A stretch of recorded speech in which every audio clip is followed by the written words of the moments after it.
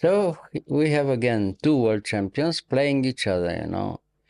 Smyslov, of course, he was a legendary grandmaster from Soviet Union, and he played against the young Karpov, the rising star from the Soviet chess.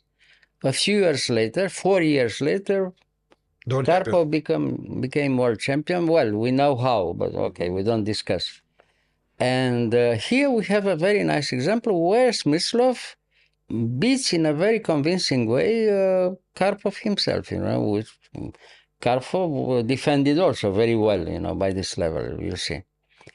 So again, we have this line that we analyzed before between Spassky and Petrosian, where White played e4 here. Yes. Here he plays modestly e3. And we have this kind of position that we saw many times, my game with Vogt, my game with Rosenthal, and so on, this kind of position, the same plan, you know. So White plays immediately here. The best way to play for White is immediately bishop d3, castle, rook e1, a3. This is main theory, you know, the main line from theory. Okay, bishop d3. Okay. Castle, knight c6. Okay, rook e1. Here the first moment, knight f6. The alternative instead of knight f6 is to play bishop f6 and knight c to e7. Okay, also better for White, but more difficult to try to do something. My game with Arnason and so on. You know, we published the games, we saw the games, we analyzed and so on. But it's another plan, you know. Finally, they found it later on, you know, and they said it is a little bit better to try to do this for Black, you know. It's more difficult to do something with White here, even if White has attacking chances or positional game and so on. Okay, knight f6. And now, again, it's move by move. So what White the has, idea? the idea is to, White has more space and very good attacking chances. So but it's move by move, you see. Why retreat the knight? So he retreats the knight because he tries to attack, you know, control the central square from d4. If later on you arrive in a good end game, you play against the Isolani. You know? But you have to arrive there, you know, middle game and so on. So knight f6 is the second plan. Okay, a3, theory, everything is theory. Okay, b6, the best plan, bishop c2, bishop b7. The alternative again here is bishop a6 and rook c8. Bishop a6 doesn't give you immediately the possibility to play queen d3. This is the difference, you see. And after, it's very interesting, bishop a6 instead of bishop b7. I played it myself many times, you know, bishop a6. The difference here is if White wants something very quickly, he has to try b4.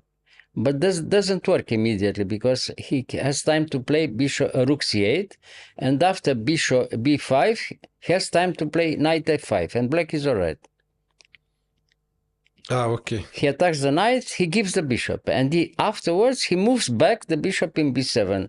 And if he has time to do this, Black is better, you know. This is the main difference. Why? Because you see, if White has time to put the queen in d3, he has very good attacking chances against the king, you see.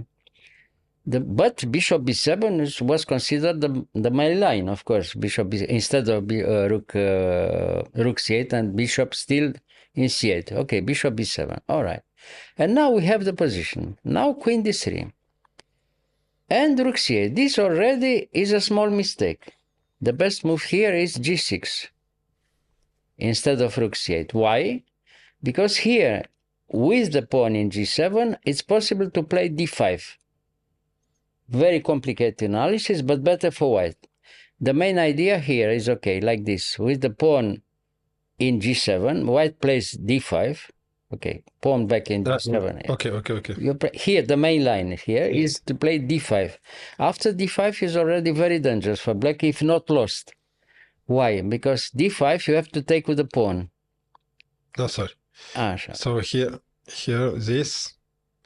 Yeah, now if you take, now bishop g5. You have to play knight e4 or g6. If you play g6, the main line, you know. Now rook takes e7, and you have to give the queen. To give the queen? Yeah, if you take back with the knight, you are lost after bishop Yeah. takes f6, of course. Yes. Huh?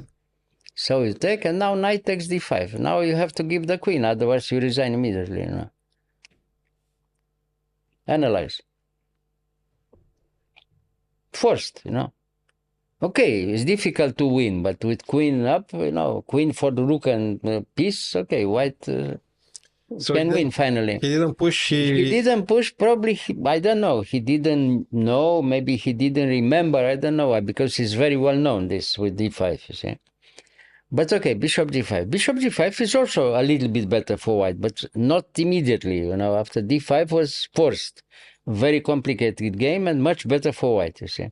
But of course, rook c8 was badly played by Karpov, mistake already, So, okay, now we come back in a normal, more or less a normal position here, Bishop g5, g6, now rook d1. Okay, white is still all right. And now white played, yeah? White has to play bishop a6, okay. Bishop and now he changed a little bit the plan and played bishop a4. Now it's difficult for black because now you have to try to have the good move order for white, because if you let him play also knight e5, it's very unpleasant for black, you see. So okay, he has to do something. What did he play? A6. A6 is a normal move because he wants to push b5, Yes. Yeah. So again, it's move by move. And here in this position, he has to accept the fact that white is a little bit better and take back with the pawn in d5. If he takes back with the pawn, black is not lost, of course, but it's a little bit better for white. Taking with the queen, the game is very complicated and very unclear. So okay, he moves queen e3, normal and very good. He controls the diagonal, and threatens the next idea. So after bishop f6, bishop is here. Now what to do? If you go back to d7 or to d8, it's clear that white is better, So he accepts the challenge and he plays a very sharp game, queen h5. And now, look what happens in a few moves, d5. Now black is in big trouble here, if not lost. He can't take in d5 because he's mate immediately. He gives the queen, everybody knows it, you see. If he takes in d5, you resign immediately. Rook takes e8 and mate. If he... Yeah, queen e8, check, rook takes mate. Yes. Yeah, so it's clear now. So, what to do? Knight d8. If you give the pawn with tempo, again, terrible, So now, again, the d pawn. Like always, the d pawn wins in every position now. Of course, technique, you have to show it, but it is not difficult by this high level, Rook c5, now desperate move. What can you look at the position? Now, of course, the position is destroyed for black, even by Karpov, by this very high level. Now, very simple move, queen f4. What happens? He wants to take in f6, and he wants to have also the possibility queen b8, like in the game, you see. And what did he play? He played bishop g7. No? Okay, and now look. Surprise. Completely winning. He has to take, and now he takes back with check, no? Yes. Bishop f8, and now rook e3. Until then, very precise. There's no hurry, He can play such a move because he doesn't want to give you any chance, I mean, he threatens everything. If he moves the queen somewhere, the pawn is almost queen, Yeah. So what to do? Bishop c6, so almost the only move again, And now, queen takes f8. The last surprise, You have to take and queen. You lost at least a piece by force, Queen takes and queen. And black resign, no? Black resigned, yes. Black resign, piece down for nothing. Masterpiece, again. Almost from nothing, but why? 2 or 3 small mistakes from black, it was enough. And as always, the central D pawn wins, If you can push the pawn, d5, d6 is almost decisive in every position, we had another very nice example here, you see. The highest level, yeah. Also by, now by, I wanted to say Spassky, but no, it was Smyslov this time. Yeah, Smyslov against Karpov, yeah. Yeah. Beautiful. Also, beautiful game, yeah. Thank you, Mr. Gheorghiu. You're